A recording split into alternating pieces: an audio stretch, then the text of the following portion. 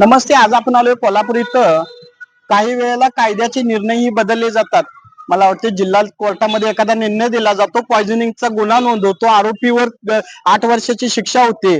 परिणामी सर्व कोर्टात त्याचा जामीन डावलला जातो. पण क्षमा मुलासारखा एखादा वकील एखाद्या त्या आरोपीचा केस आपल्या ताब्यात घेतात आणि त्या आरोपीला न्याय मिळाला जातो आणि कोर्टामध्ये त्या आरोपीला पुन्हा न्याय दिला जातो आणि शिक्षा रद्द केली जाते. खऱ्या अर्थानं एखाद्या केसमध्ये किंवा एखाद्या गुन्ह्यात तपास करत असताना तपासात सुद्धा चूक होऊ शकते आणि मुल्ला मॅडमांच्या सारखे व्यक्तिमत्व त्या व्यक्तीच्या उभं राहतं. ऍडव्होकेट मुल्ला मॅडमांनी घेतलेला निर्णय आणि त्या आरोपीला मिळालेला न्याय याची खरोखरच संपूर्ण जिल्ह्यात चर्चा आहे. आज आपण स्वतः ऍडव्होकेट मुल्ला मॅडमांशी बोलतोय. मॅडम नमस्ते. आपण जो निर्णय घेतला, मला वाटते 7 वर्ष त्या आरोपीचे झालेले खंडन, त्या आरोपीचा झालेला त्रास आणि त्या आरोपीचा आता चेहऱ्यावरचा असणारा हसू, कुठं तर कायदाही बदलू शकतो. या नेमकं प्रकरण काय आहे?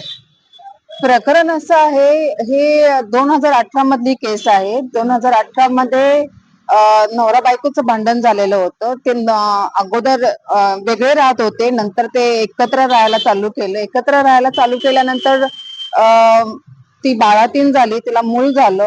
मूल झाल्यानंतर तिला भेटण्यासाठी ज्यावेळेस तो गुन्हेगार तिला भेटण्यासाठी तिच्या घरी गेला, त्यावेळेस त्याच्यावरती आरोप केला गेला की त्याने त्या बाळाला पॉइझनिंग केलं आणि त्या पॉइझनिंगच्या आरोपामध्ये त्याला गेली जवळपास 8.5 वर्ष तो आतमध्ये होता.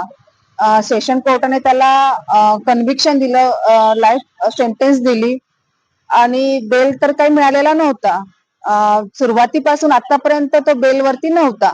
पण आता माननीय हायकोर्टमध्ये त्याची सुनावणी झाली बेलची आणि बेलच्या सुनावणीमध्ये कोर्टाने असं गृहीत धरलं की जी परिस्थितीजन्य पुरावा आहे तो तेवढा सफिशियंट नाहीये आणि त्याला बेल अगोदरच मिळायला हवा होता. कारण त्याची जी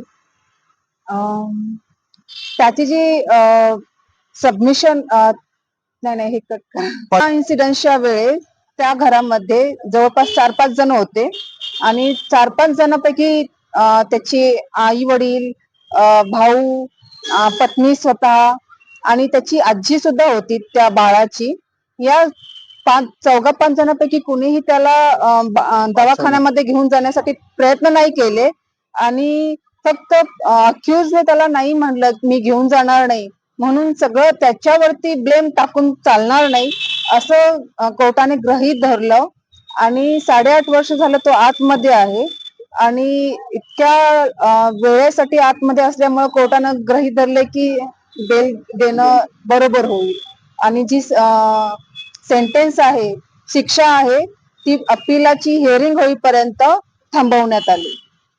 खऱ्या अर्थानं एखादा पालक आपल्याला मुलाला पॉइझनिंग करू शकतो का? कायद्याचे असणारे पोलिसांचे चुकीचा झालेला रिपोर्ट, त्यावर झालेल्या न्यायालयाची प्रक्रिया, सुप्रीम कोर्टात आलेली केस, मॅडमांनी लढवलेला मुद्दा आणि कोर्टानं केलेलं बेल याचं कुठं विचार करता खऱ्या अर्थानं कायदा पुन्हा एखाद्या निरपराध व्यक्तीच्या पाठीशी उभा राहू शकतो आणि त्याला न्याय मिळवू देऊ शकतो. याच ऍडव्होकेट मुल्ला मॅडमांनी संपूर्ण जिल्ह्याचं लक्ष आज केंद्रित केलंय. मुल्ला मॅडमांच्या नावाची चर्चा संपूर्ण जिल्ह्यात होत असताना अशाच अर्थानं सर्वच न्यायाला न्याय मिळावा आणि सर्वच कायद्याची तरतूद योग्य पद्धतीने चालावी ही अपेक्षा व्यक्त करतो. मी विनोद शिंगेसह कॅमेरामन अतुल कसबेकर, कोल्हापूर.